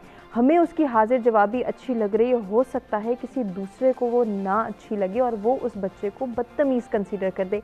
इसकी एहतियात और ख्याल कैसे कर सकते हैं? हुमा, इसकी पहली चीज़ तो ये है कि तरबियत जो है वो माँ की गोद से स्टार्ट हो जाती है। तो पहली जो स्टेज है तरबियत हासिल करने की वो घर से स्टार्ट होती है। अब यहाँ पे पहले तो हमें ये माइंडसेट चेंज करने की ज़रूरत है कि आपने बच्चे को स्कूल भेज दिया तो तरबियत भी वहीं होगी, बच्चे की जी स्टडीज़ भी वहीं होंगी और जो सारे मैनर्स हैं उसने स्कूल में ही सीखने हैं और घर में कुछ नहीं करना। अब जहाँ तक बात आ गई है तरबियत की और आ गई है बदतमीज़ी की, तो ये इसमें नो डाउट कि कॉन्फिडेंस और बदतमीज़ी में एक बहुत ही थिन लाइन डिफरेंस है। और मैं आपको बताऊं कि बदतमीज़ी की तरफ बच्चा तब जाता है जब वो ओवर कॉन्फिडेंस की तरफ चला जाता है। यकीनन आप बेशक बच्चे को कॉन्फिडेंस दें, उसको हर चीज़ में इंडिपेंडेंट बनाएं। जब तक आप बच्चे को इंडिपेंडेंट नहीं बनाएंगे तो उसमें कॉन्फिडेंस बूस्ट नहीं होगा। लेकिन हर चीज़ के एक सर्कल होता है, हम जब उस सर्कल से बाहर मूव करते हैं तो वो चीज़ जो है वो बदतमीज़ी के ज़मरे में आ जाती है। यहाँ पे जो सबसे ज़्यादा एक्सपोजर देने की ज़रूरत है वो मदर्स को है। मदर्स हैं आजकल तो अल्हम्दुलिल्लाह जो है हमारा लिटरेसी रेट जो है वो ख़वातीन में भी बहुत ज़्यादा बढ़ रहा है, बच्चियों में बढ़ रहा है, क्योंकि घर को जो बनाती है। और जो एक नेपोलियन ने कहा था, give me educated mother's I will give you an educated nation. तो जब आपकी माँ जो है वो पढ़ी लिखी होगी, वो तरबियत याफ्ता होगी, तो डेफिनेटली वो आगे आने वाली नस्ल को भी यही चीज़ जो है वो इम्पार्ट करेगी। बिल्कुल। आपने बच्चे को देना है कॉन्फिडेंस, आपने बच्चे को बदतमीज़ी की तरफ नहीं लेके जाना। तो इसके लिए आपको चाहिए कि आप बच्चे को हर चीज़ में साइड बाय साइड गाइड करें। जब आप बच्चे को इंडिपेंडेंट बना देंगे और फिर आप उस पर चेक एंड बैलेंस नहीं रखेंगे तो बच्चा जो है वो चला जाएगा बदतमीज़ी की तरफ। एग्जैक्टली ऐसे ही है। अभी तो ये है कि मैं नाम नहीं लेना चाहूँगी, लेकिन बहुत से ऐसे इंस्टीट्यूशंस हैं जो बच्चों को कॉन्फिडेंस देने की मद में बच्चे को बदतमीज़ बना देते हैं। They don't have the respect for the teachers और उसको फिर प्रमोट किया जा रहा है। बेशक हमारे ज़माने में क्या होता था कि मैं मजाल है घर जाके शिकायत ले जाऊं टीचर की, तो पेरेंट्स कहते थे तुम्हारी ही गलती है, तुमने ही कुछ किया होगा। और आजकल के ज़माने में क्या होता है कि घर में फैमिली बैठी हुई है और वो टीचर की बुराइयां कर रहे हैं, तो बच्चे कैसे वो टीचर की रिस्पेक्ट करे? बिल्कुल, क्योंकि जब घर में उसके एक टीचर के बारे में रिस्पेक्ट नहीं की जा रही तो वो ये कहा जा रहा है कि टीचर की क्या मजाल जो तुम्हें कुछ तुम्हें वो उसने ऐसा कह दिया, तुम्हें डांट दी, मेरे बेटे को डांट दिया, मेरे उसको डांट दिया, तो वहाँ पे बच्चा ना वही चीज़ घर स्कूल जाके टीचर के साथ भी वही बदतमीजी। बिल्कुल ऐसे ही। तो ये चीज़ तो हमें सबसे पहले ये तरबियत, ये कॉन्फिडेंस, ये तमीज़ हमारे घर से शुरू होती है। हम किसी स्कूल को, हम किसी टीचर को ये ब्लेम नहीं कर सकते। सही। उसके बाद देखें बच्चा आता है हमारे पास स्कूल में, कॉलेज में, यूनिवर्सिटी में 7-8 घंटे मैक्सिमम, लेकिन बाकी के वो 16 घंटे जो है वो गुजारता है अपने घर पे। बच्चे को टीचर जो है वो प्रॉपर बता रही है आपने ऐसे करना है, ऐसे करना है, ऐसे करना है, लेकिन अगर घर में जाके बच्चा दोबारा वही चीज़ कर रहा है तो वो इट मीन्स कि वो बच्चे की वो सारी चीज़ों पे जो टीचर की मेहनत है उस पर पानी फेर गया। बिल्कुल ऐसे ही है। तो इस चीज़ की बड़ी ज़रूरत है। एक्सपोजर हमें पेरेंट्स को देने की ज़रूरत है, ख़ास कर माओं को। आजकल के तो मदर्स और फादर्स दोनों ही अर्निंग मेंबर्स हैं, बोथ आर वर्किंग। तो हमें ये भी देखने की ज़रूरत है कि घर में आपने जो रखी हुई है, हेल्पर रखी हुई है, क्या वो तो कोई ऐसे अल्फाज नहीं यूज़ कर रही जिससे बच्चा as being an educationist parents आते हैं कहते हैं मेरे बच्चे को एक लफ्ज़ उर्दू में नहीं टीचर ने बात करनी, इंग्लिश आनी चाहिए। ठीक है, तो क्यों भाई उर्दू क्यों नहीं बोलनी चाहिए, हमारी मदर लैंग्वेज है। बिल्कुल ठीक हो गया, हम खुद उर्दू बोलते हैं, हमारे पेरेंट्स घर में उर्दू बोलते हैं, और वो चाह रहे हैं कि जब बच्चा स्कूल आए तो बस वो सिर्फ फर अंग्रेजी बोले और उसे कुछ आए ना आए अंग्रेजी बोले वो। दे नेवर नो इवन कि उनको ये दे डोंट बॉदर के घर में वो पंजाबी बोल रहे हैं, घर में वो उर्दू बोल रहे हैं। तो वो मतलब ये हमें ना मेंटल सेटअप पेरेंट्स का जो है वो चेंज करना, बिल्कुल चेंज करना बहुत ज़रूरी है। इसके लिए बहुत ज़रूरी है कि हम ये डिफरेंसेस समझें, हम समझें कि हम अपने बच्चे को बोल्ड बनाना चाह रहे हैं, कॉन्फिडेंट बनाना चाह रहे हैं, या फिर खुदा ना खास्ता हम खुद से ही उसके अंदर ये इंस्टिंक्ट शामिल कर रहे हैं कि बच्चा बदतमीजी की तरफ जा रहा है और हम वाह वाह करें। जी खालिद साहब। अच्छा, इसमें इंटरेस्टिंग बात इस गुफ्तगू के दौरान मैं सोच रहा था कि ये दो वर्ड इस्तेमाल कर रहे हैं, एतमाद और बदतमीजी। क्या ये बदतमीजी का एलिमेंट बच्चों में होता है, बड़ों में होता है, या और बड़ों में होता है? सही। क्या बदतमीज़ छोटे बच्चे होते हैं या बड़े बच्चे बदतमीज़ होते हैं, या स्कूल टीचर या एम्प्लॉइज़ या बड़े लोग एडल्ट कौन बदतमीज़ होता है? कोई भी हो सकता है। ठीक, छोटा भी बदतमीज़ हो सकता है, बड़ा भी हो सकता है। बिल्कुल। ये ऐसे ही है जैसे आपको प्यार, मोहब्बत, उल्फत, चाहत, रिस्पेक्ट कब चाहिए, बचपन में या 55 में? तो आप कहते हैं जनाब हर एज ब्रैकेट में चाहिए आपको। तो इसी तरह से जो अगला लफ्ज़ है ना बदतमीज़ी का या एतमाद का, वो भी ऐसे ही है। आपको हर उसके अंदर एतमाद भी चाहिए। अगर आप ऑफिस में हैं, अगर आप स्कूल कॉलेज यूनिवर्सिटी में हैं, अगर आप लोअर लेवल पे हैं या घर पे हैं, रिस्पेक्ट भी आपको चाहिए, एतमाद भी आपको चाहिए। जिंदगी में मामलत चलने हैं। मैं चूंकि ज़रा बड़े बच्चों के जो ज़्यादा समझदार होते हैं उनके हवाले से बात करता हूँ कि आपको एतमाद, किस चीज़ का एतमाद? क्या गुफ्तगू का एतमाद, उसमें आप कॉन्फिडेंस की बात कर रहे हैं, किसी सब्जेक्ट मैटर में कॉन्फिडेंस की बात कर रहे हैं, या रिलेशनशिप में कॉन्फिडेंस की बात कर रहे हैं, या वर्क एक्टिविटीज़ में कॉन्फिडेंस की बात कर रहे हैं, किस कॉन्फिडेंस की हम बात कर रहे हैं? तो पहले तो उसको मैं डिफाइन कर लेते हैं। अगर इसमें मैं आप देखूं कि वो कहते ना, एक वो मूवी देखा करते थे, उसमें एक वो स्लोगन बोलते थे, पी पी प्यारे दिल लगा के पी, फिर कब पिएगा जब निकल जाएगा जी। अब ये पी का कॉन्सेप्ट मैं रिलेट करता हूँ, prior proper preparation prevents poor performance. जब पुअर परफॉर्मेंस होती है उसकी बेसिक वजह ये होती है कि प्रिपरेशन नहीं होती, तैयारी नहीं हुई होती, प्लानिंग नहीं होती। जब प्रिपरेशन तैयारी नहीं है, प्लानिंग नहीं है, तो वो इत्माद की कमी आपको आगे नजर आएगी, कॉन्फिडेंस नजर नहीं आपको आएगा। अगर कोई बच्चा टैलेंटेड नहीं है, मैं टैलेंटेड नहीं हूँ, मुझे पता है, कुछ बच्चे सुनते हैं लेक्चर फौरन से ग्रैब करते हैं, वो कमाल हो गया यार, मुझे 10 लोगों से पूछना पड़ता है, बुक्स खोलनी पड़ती हैं, नेट खोलना पड़ता है। तो मैंने कहा प्रेपरेशन जो मेरी लैक है टैलेंट की या कॉन्फिडेंस की, तो अंग्रेजी में बोलते हैं कि preparation compensates the lack of confidence. अगर मेरे अंदर कॉन्फिडेंस नहीं है तो मैं प्रेपरेशन ज्यादा करता हूँ, पर टाइम ज्यादा लगाता हूँ। अगर मैं यहाँ कॉन्फिडेंस से बात कर रहा हूँ, पहली दफा मुझे याद है कि मेरा लेक्चर था और 70 लोग थे और बड़ी क्लास के थे यूनिवर्सिटी लेवल के ऊपर, तो मैंने कहा मेरी टांगे कांपेंगी, तो मैंने क्या किया, मैंने तैयारी बहुत की, 17 दफा मैंने लेक्चर डिलीवर घर में किया, बच्चों के सामने किया। Preparation compensates the lack of confidence। Confidence नहीं है कोई प्रॉब्लम नहीं है, प्रेपरेशन कर लो। अगर आपके अंदर टैलेंट नहीं है कोई प्रॉब्लम नहीं है, प्रेपरेशन कर लो। आप किस कॉन्फिडेंस की बात करते हैं? तो अगर बच्चे के अंदर दूसरे से बात करने का कॉन्फिडेंस नहीं है तो उसको ये वाली प्रैक्टिस, ये प्लानिंग, ये प्रेपरेशन करवाओ, बिल्कुल करवाएं। दूसरी बात जो है, बच्चे को उसकी लिमिटेशंस भी बताओ कि कहां से आप इस कॉन्फिडेंस से बदतमीजी के एलिमेंट उसमें आप दाखिल हो जाएंगे और कहां से आप उसके अंदर ही रहेंगे। वो जो बात डॉक्टर साहब ने की थी ना कि करैक्टर बिल्डिंग की, सही बात है। मेरे एक दोस्त थे, अल्लाह ताला उन्हें खलीक रहमत करे, 25 साल पहले मुझे मिले, आगा हैदर मूसवी उनका नाम था, पिछले दिनों इंतकाल हो गया। तो वो कहते बच्चों की तरबियत के लिए मुझे खालिद साहब 1 घंटा रोज चाहिए, एक बच्चे के ऊपर 6 बच्चे हैं, 6 घंटे मुझे चाहिए। मैं कमा के कहाँ से लाऊंगा भाई, अगर 6 घंटे इनको दे दूंगा। तो इसलिए प्रॉब्लम आज ये है, मुझे पता है कि हम लोग प्राइवेट सेक्टर से हैं और इसमें जो कोविड-19 आ गया तो हमारे सारे फाइनेंशियल जो है ना वो कंज्यूम हो गए। अब हमसे आप एक्सपेक्ट कर रहे हैं कि जी हम ये वाला काम करें, तो कुछ तो सोचने भाई इन लोगों के लिए भी। तो इसलिए जो आपने प्रोग्राम की बात की थी कि कॉन्फिडेंस के साथ हुनर वाली पहले कि भी हुनर होना चाहिए था, तो मैंने रियलाइज किया कि ये टाइम दोबारा भी आ सकता है। सही। आज मुझे अंदाजा हुआ कि क्या फर्क होता है जब हम कहते हैं ना कि जी प्रॉब्लम और अपॉर्चुनिटी होती है। ये कोविड की वजह से अपॉर्चुनिटी मिली कि मैंने जूम भी सीखा, मैंने वीडियो एडिटिंग भी सीखी, मैंने डिफरेंट प्रोग्राम्स भी सीखे भी किस तरह से मैनेज करना है। तो ये वाला हुनर आना चाहिए, सही आना चाहिए। तो बच्चे को कॉन्फिडेंस बना देने के लिए, उसको आप कैरेक्टर बिल्डिंग के लिए, जैसे मिस राहिला ने बात की, घर से शुरू होती है। तो घर से आप बच्चे को बताएं कि बेटा वैल्यूज जो बनानी है कि what is right, what is wrong, what is good, what is bad, फिर छोड़ दें। चूंकि आप बच्चे के ऊपर 24 घंटे नहीं रह सकते, पैरा नहीं लगा सकते। तो इसलिए आप बच्चे को रियलाइज करा दें। आपके ऊपर भी जब कोई पैरा नहीं ऐसा लगा था, अभी आप इतनी जगहों पे आके बैठ के हम बात कर रहे हैं, तो क्या वालिदैन 24 घंटे साथ हैं? उन्होंने सिखाया बेटा what is right, what is wrong, गलत क्या है, तो बच्चे को ये सिखाएं और बच्चा खुद फैसला। और ये भी एक बैलेंस्ड वे में सिखाना बहुत ज़रूरी है। आसिया, हम ये देखते हैं कि बाज़ जो है वो वालिदैन की जानिब से बच्चे ने एक दफ़ा बदतमीज़ी कर दी, कोई ऐसा वर्ड बोल दिया जिसका राहिला ने भी तज़किरा किया, या वैसे ही उसका एप्टीट्यूड या एटीट्यूड ऐसा हुआ कि हमें वो नागवार गुजरा, तो हमें अच्छा लगा, किसी एक ने उसको जो है तारीफ़ की या दोबारा करके दिखाओ, इसको दोबारा करो, ये बच्चा आउटस्पोकन है, ये तो फ़ौरन से एक जवाब दे देता है, किसी से शर्माता नहीं है, डरता नहीं है।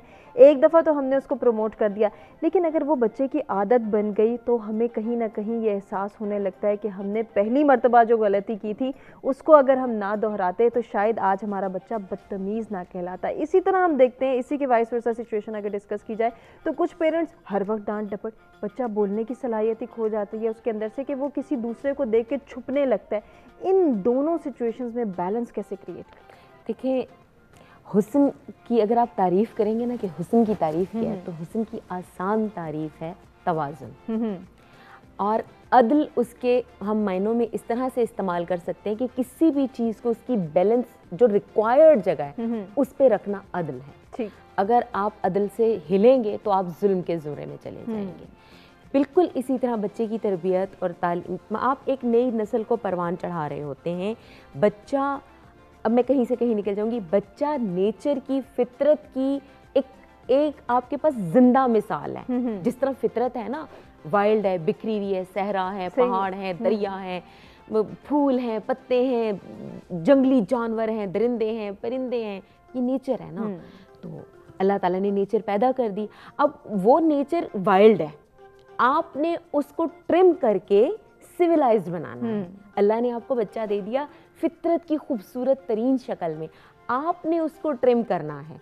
और देखिए, ट्रिम करना बहुत ज़रूरी है, अगर आप नहीं करेंगे उसको तो वो झाड़ जनकार बन जाएगा। वो इकबाल ने कहा था ना, मैं भी सर को सुना भी रही थी कि तुशब आफरीदी चिरा आफरीदम, सिफाला फरीदी आयागा फरीदम, भयाबानो कोहसारो जागा फरीदी, खयाबानो गुलसारो बागा फरीदम, मनानम के अज संग आई न साजम, मनानम के अज जहर नौशी न साजम। कि अल्लाह तूने ये मुझे नेमतें दी और मैंने उससे ये बनाया। अल्लाह तूने मुझे औलाद दी, तो क्या उस मतलब जंगलों पहाड़ों को तो हम तराश रहे हैं, बिल्कुल अपने बच्चे को छोड़ दे। हमारा बच्चा गलती भी करेगा, हमें कभी उसके साथ स्ट्रिक्ट भी होना पड़ेगा, डेफिनेटली हार्श भी होना पड़ता है, रोकना पड़ता है, मना करना पड़ता है। इंटरेस्ट को देखें, वॉच करें, मगर आप उसको खुला नहीं छोड़ दें कि शुतरे बेमहार हो जाए, इधर को जाना है इधर को जाओ, उधर को जाना है, ऐसे नहीं, तुम्हारी मर्जी। उसके ऊपर चेक एंड बैलेंस अगर आप नहीं रखेंगे, आपका बहुत अच्छा तरक्की याफ्ता मुल्क है, उसके ऊपर चेक एंड बैलेंस नहीं है, तो वहाँ पर ह्यूमन ट्रैफिकिंग भी होगी, स्मगलिंग भी होगी, ब्लैक मार्केटिंग भी होगी, सभी कुछ होगा। तो आप बिल्कुल सारी दुनिया के एक्सपोजर के लिए बच्चे को खुला नहीं छोड़ देते, बल्कि उसके ऊपर अपनी लगाम मजबूती से थाम कर रखते हैं कि यहाँ तक तो तुम्हारी हद है, यहाँ से आगे कहते हैं ना, खिलाओ सोने का निवाला और रखो शेर की निगाह। क्या बात है। इसके ऊपर जो है मजीद भी हम डिस्कशन को आगे बढ़ाएंगे, सॉल्यूशंस और सजेशंस पे बात करेंगे बच्चों की तरबियत के हवाले से अपने तीनों मेहमानों से। नाज़रीन, एक ब्रेक की जानिब बढ़ें, ब्रेक से वापस आते हैं, गुफ्तगू के सिलसिले को आगे बढ़ाते हैं।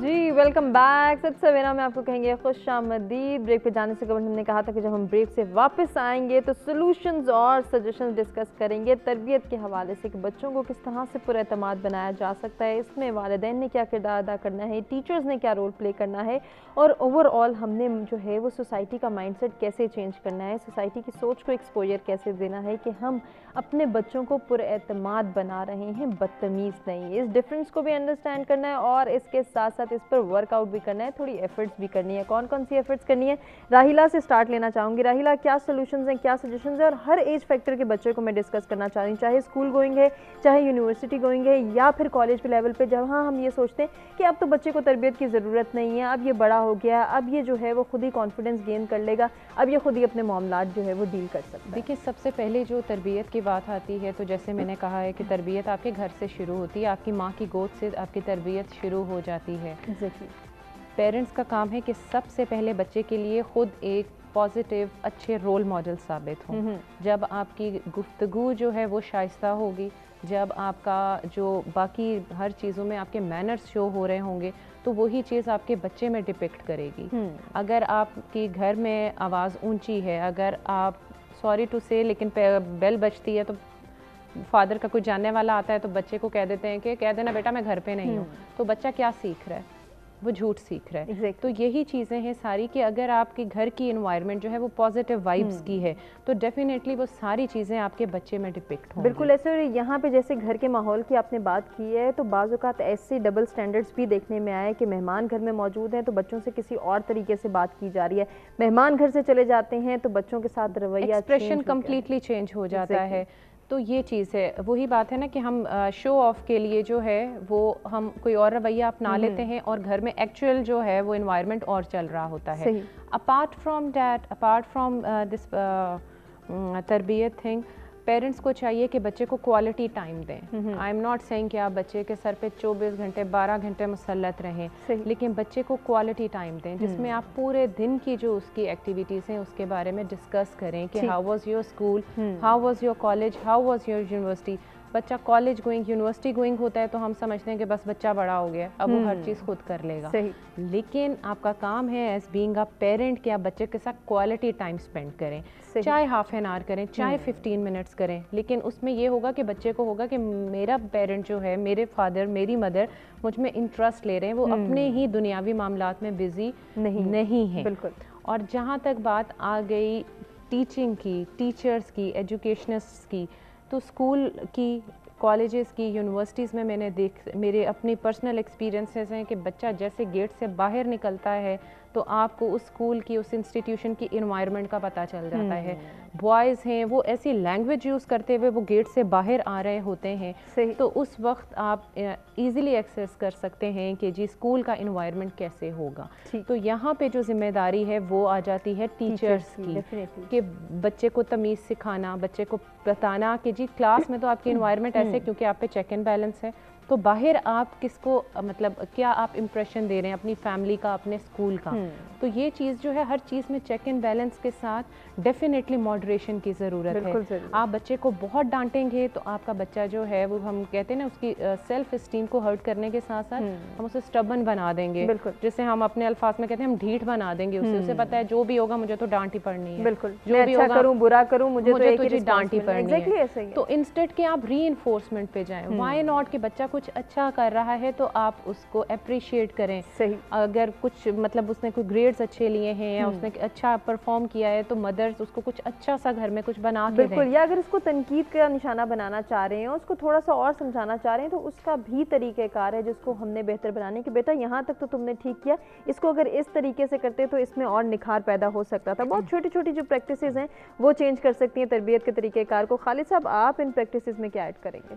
मैं सिंपल सी बात करता हूँ कि आप पहले देखें कि आपका जो कॉन्टेक्स्ट है वो है क्या। मिसाल के तौर पे बदतमीज़ी जो है हम उन बच्चों को बेहतर करने की बात कर रहे हैं, करैक्टर बिल्डिंग की बात कर रहे हैं, तरबियत की बात कर रहे हैं जो अभी इस मराहल की तरफ आ रहे हैं या आना है।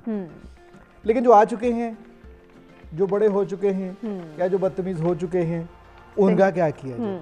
अगर देखें ना हज़रत इंसान तो हज़रत इंसान जब भी सीखता है उसकी जिबिल्लत में ये है कि वो हसद भी करेगा, बुग़्ज़ भी रखेगा, कीना भी रखेगा, झूठ, तकब्बर, गरूर, ये ज़रूर है। तो ये जो मतलब बदतमीज़ी है ये तकब्बर का दूसरा नाम है, ये गरूर का दूसरा नाम है जिसको आप बदतमीज़ कहते हैं, या उसको पंजाबी में हम कहते हैं गर्दन में सरिया जो कि आपके पास नॉलेज ज़्यादा है, आपके पास पैसा ज़्यादा है, आपके पास कॉन्फिडेंस ज़्यादा है, तो ये वो आ जाते हैं। तो जो तरबियत है वो बचपन में भी चाहिए, वो बचपन के बाद वो मेरा मशहूर बचपन में भी चाहिए। इसलिए कि अगर आप देखें कि हज़रत मौलाना जलालुद्दीन रूमी, उनके उस्ताद मोहतरम हज़रत शाह शम्स तब्रेज़ किस उम्र में मिले थे, किस उम्र में पानी भरा, किस उम्र में उनका ख्याल, किस उम्र में मेंटोरिंग, किस उम्र में कोचिंग, बचपन तो वो गुजार चुके हैं लेकिन अब वो कुछ और लेना चाह रहे हैं। वो जो लेना चाह रहे हैं वो भी तरबियत है, वो हज़रत इंसान की तरबियत है। बिल्कुल है। जैसे कि आपको तरबियत तो मिल, स्कूल में आपको टीचिंग तो मिल रही है, कौन सी नॉलेज एविडेंस, नॉलेज एविडेंस क्या स्कूल में कभी भी सिखाया है कि भी इमोशनल इंटेलिजेंस क्या चीज़ है? लोग कंपनीज में आते हैं, बिजनेस में आते हैं, ऑर्गेनाइजेशंस में आते हैं, वो अपने IQ की वजह से आते हैं लेकिन फारिग हो जाते हैं पुअर इमोशनल इंटेलिजेंस के PI की वजह से चले जाते हैं। तो वो सिखाने की ज़रूरत है, वालिदैन तो सिखाएंगे। मैं सच्ची बात बताऊं कि मैं बाप हूँ, ठीक है, अब मैं बच्चों की तरबियत करूं और मैं बाहर के काम करूं या तरबियत करूं, जो सच्ची बात वो यही है कि मेरे ऊपर इतने इकोनॉमिक प्रेशर्स, मैं अपनी बात में नुमाइंदगी कर रहा हूं कि बेशुमार पेरेंट्स को मिले तो ये कहेंगे यार हम सारा दिन काम पे होते हैं, पैसे हमने इनके ऊपर बहुत खर्च कर दिए, हम इनको बेहतर लाइवलीहुड देने के लिए ये काम भी करते हैं, वो काम भी करते हैं, वो भी मैनेज करेंगे। अब ज़रूरत ये है कि स्कूल लेवल पे, कॉलेज लेवल पे, यूनिवर्सिटी लेवल पे एक ऐसा सेक्शन, एक ऐसा डिपार्टमेंट, एक ऐसा टीचर ज़रूर होना चाहिए जो प्रॉपरली क्वालिफाइड हो, सर्टिफाइड हो, जो समझता हो कि भी मुझे बच्चों के साथ पूरे महीने में 1 घंटा लगाना है। सही। तो अगर वो 10 बच्चों का लगाता है एक दिन के अंदर, 25 दिन स्कूल में जाता है तो 250 तकरीबन वो कर सकता है। तो स्कूल में अगर बच्चे 1000 होंगे तो 4 महीने के अंदर वो बच्चों को वो कर सकता है, उनके साथ एक कंटिन्यूस कनेक्शन में रह सकता है। तो वो शख्स, वो टीचर, वो मेंटोर, वो कोच, उसकी वो गाइडेंस, गाइडलाइंस, उसकी करैक्टर बिल्डिंग, उसके फ्यूचर की करैक्टर बिल्डिंग, फ्यूचर के करियर की डेवलपमेंट वो कर सकता है, सब कुछ कर सकता है। और यही जो है वो हमने सजेशन आगे लेकर जानी है कि हम किस तरह से एक ऐसे इंसान को रिस्पॉन्सिबिलिटी दे सकते हैं जो कि आने वाले वक्त में हमारे बच्चों को गाइड करे। आसिया, आप इस बात को कैसे लेकर चलेंगी और आपके पास कोई सजेशन है तो वो भी दे सकते हैं। देखिए, पेरेंट्स, स्टूडेंट और टीचर, ये एक ट्रायंगल है, इसके बगैर आपका ट्रेनिंग सेशन कंप्लीट हो नहीं सकता। और हमारे पास एक कंप्लीट कोड ऑफ लाइफ है कुरान पाक की सूरत में, और एक best teacher of the world हज़रत मोहम्मद सल्लल्लाहु अलैहि वसल्लम की। अगर आप हज़ूर सल्लल्लाहु अलैहि वसल्लम के उस्वा को अपनी नज़र में आप रखें तो हम देखते हैं कि उनके सामने खाना उनकी पसंद का अगर नहीं आता तो उन्होंने ये नहीं कहा कि ये मुझे पसंद नहीं है, ये अच्छा नहीं है, और ना नागवारी का इजहार किया, ना कोई चेहरे से कोई ऐसा तासुर दिया, बस हाथ पीछे कर दिया। तो ये आपकी तरबियत के लिए है। आप मस्जिद नबवी में आप देखें कि गैर मुस्लिम भी आते थे, उनको पता था कि मुनाफिकीन हैं, मगर वो उनके साथ भी उसी मोहब्बत और हमदर्दी जानते हुए भी जहर खुरानी का भी वाक़या हुआ, तब भी उन्होंने अपनी नागवारी और नफरत का इजहार नहीं किया कि ये एक सिखाने का तरीका था। ये हमारे लिए भी सिखाने का एक तरीका है कि हमने अगर सिखाना है, टीचिंग लर्निंग को अगर हमने प्रोमोट करना है और इसके आउटकम्स लेना है, एक जुमले में इसको वाइंड अप करेंगे आप, तो हमने इसमें अब टीचर्स को भी और पेरेंट्स को भी हज़ूर सल्लल्लाहु अलैहि वसल्लम की ज़िंदगी से और कुरान पाक से तवाज़ुन का उसूल हासिल करना है कि ना बिल्कुल खुला छोड़ना है और ना ही बिल्कुल उनको पाबंद करना। बिल्कुल, और इसी बात के साथ, इसी पैगाम के साथ आज के इस नशिस्त का, इस प्रोग्राम का हम भी इख्तिताम करेंगे। अपने तमाम मेहमानों का शुक्रिया अदा करना चाहेंगे जिनसे बहुत कुछ सीखने का मौका मिला, और उम्मीद करते हैं कि आपको भी आज का प्रोग्राम पसंद आया होगा, जिसमें बच्चों की तरबियत के हवाले से बात हुई, उनकी कैरेक्टर बिल्डिंग के हवाले से बात हुई, उनके फ्यूचर के हवाले से बात हुई। अपने फीडबैक से आगाह कीजिएगा, अपना बहुत ख्याल रखिएगा। इंशाल्लाह आपसे फिर मुलाकात होगी, तब तक के लिए अल्लाह हाफ़िज़।